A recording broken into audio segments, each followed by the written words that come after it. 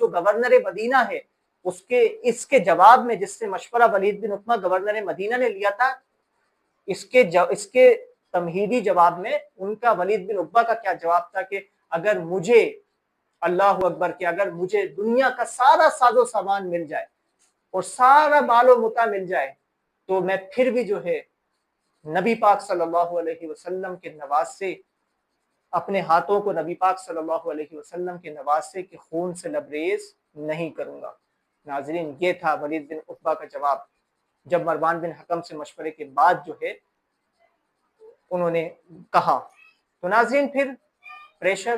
دباؤ بڑھتا جاتا ہے، امام حسین رضی اللہ تعالی عنہ کو جو ہے مدینہ شریف جو ہے چھوڑنے پر مجبور کر دیا جاتا ہے، اور امام حسین رضی اللہ تعالیٰ عنہ مدینہ شریف جو ہے چھوڑ کر مکہ تشریف لے آتے ہیں۔ ہائے افسوس، وہ مدینہ جو سرور کونین کا تاج ہے، وہ مدینہ جو ہر مومن کی معراج ہے، خدا ہائے افسوس کہ آج امام حسین رضی اللہ تعالیٰ عنہ مدینہ شریف چھوڑ کر مکہ شریف روانہ ہو رہے ہیں۔ ہائے افسوس کہ وہ آج اس مبارک جگہ کو جہاں پہ حضور علیہ السلام کے ساتھ امام حسین رضی اللہ تعالیٰ عنہ پلتے رہے بڑھتے رہے، آج اس کو جو ہے چھوڑنے کا وقت آ گیا، اور دربار رسول پر حاضری دے کر آخری اشک باری کر کر روانہ ہو جاتے ہیں مکے کی طرف۔ اور ہائے افسوس ناظرین، وہ مدینہ جو سرور کونین کا تاج ہے، وہ مدینہ جو مومن کی معراج ہے، خدا ہر مسلمان کو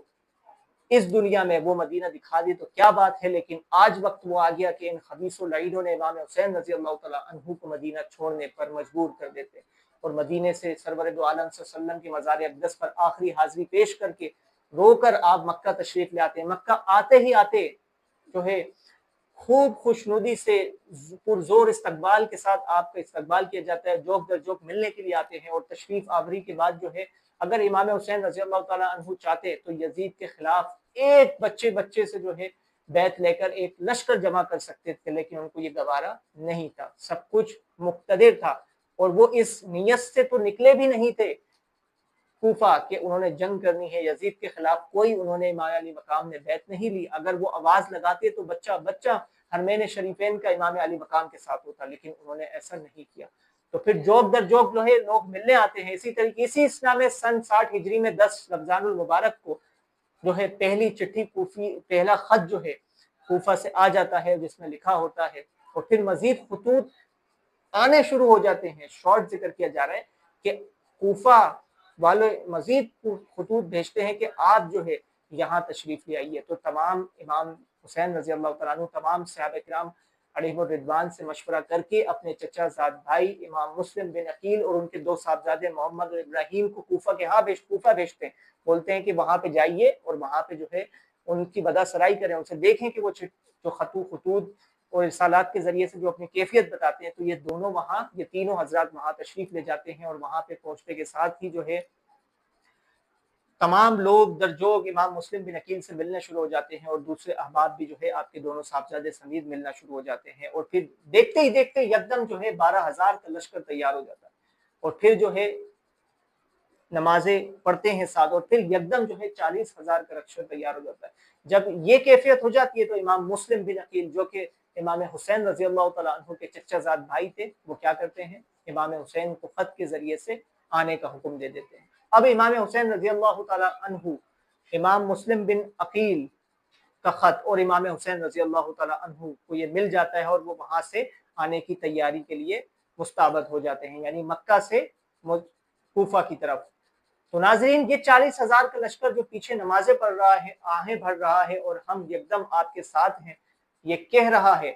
ایک دم اچانک جو ہے اسی اسنا میں جو ہے کوفہ کے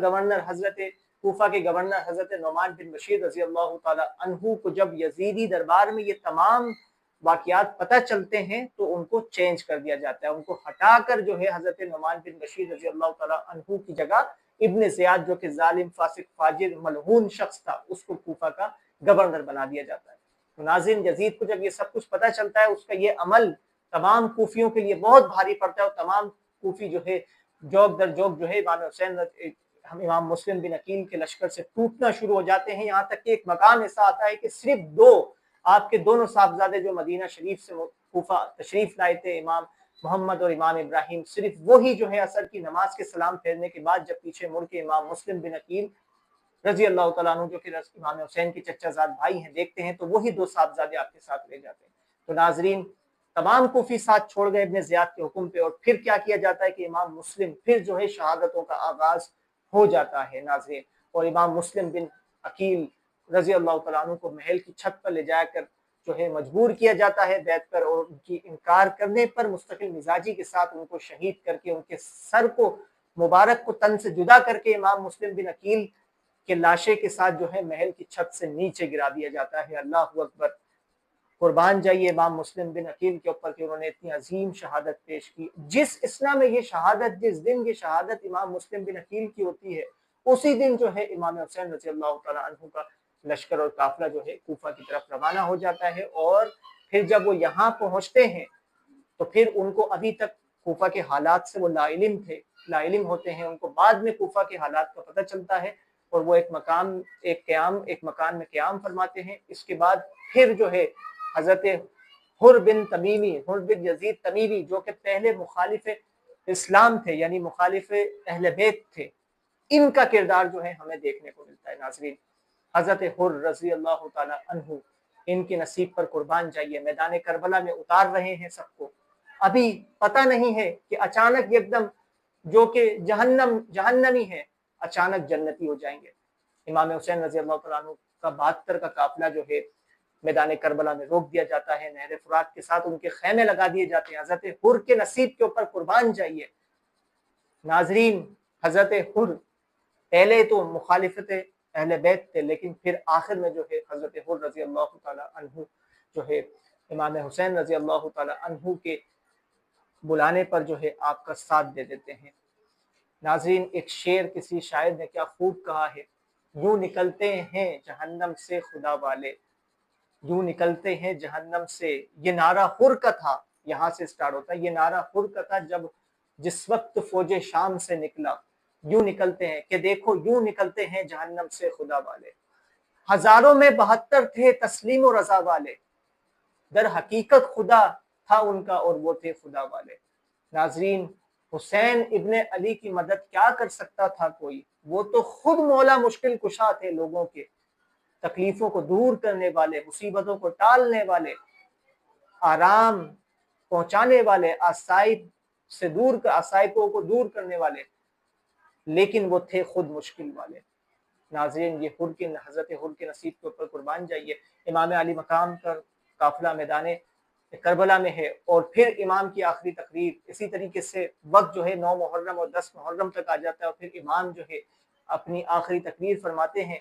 کہ کون ہے جو آج اہل بیت کی مدد کرے گا۔ حضرت حر سب سے پہلے قربان جائیے حضرت حر کے نصیب کے اوپر کہ حضرت حر سب سے پہلے جو ہے یزیدی فوج جب دیکھتی ہے، تم تو امام کی آخری تقریر سن کے کہ آج اہل بیت کا خون بالخصوص میرا خون بہانا کیا تم پر حلال ہے، کیا میں حضور کا نواسہ نہیں ہوں، کیا حضور نے مجھے سید اہل الشباب الجنہ کا لقب نہیں دیا، کیا حضور جان عالم نے یہ نہیں کہا کہ حضور مجھ سے ہے، حسین مجھ سے اور میں حسین سے، تو خدا کے واسطے اپنے اس عمل سے باز آ جاؤ، میرا خون بہانا تم پر کس طریقے سے حلال ہو سکتا ہے۔ لیکن وہ یزیدی تھے، ان کے دل گمراہ ہو چکے تھے۔ اسی اسنا میں اس امام کی آخری تقریر کے بعد حضرت حر کا نصیب جاگ جاتا ہے۔ حضرت حر آگے بڑھتے ہیں، امام علی مقام کی خدمت میں پیش ہوتے ہیں، امام علی مقام سے عرض کرتے ہیں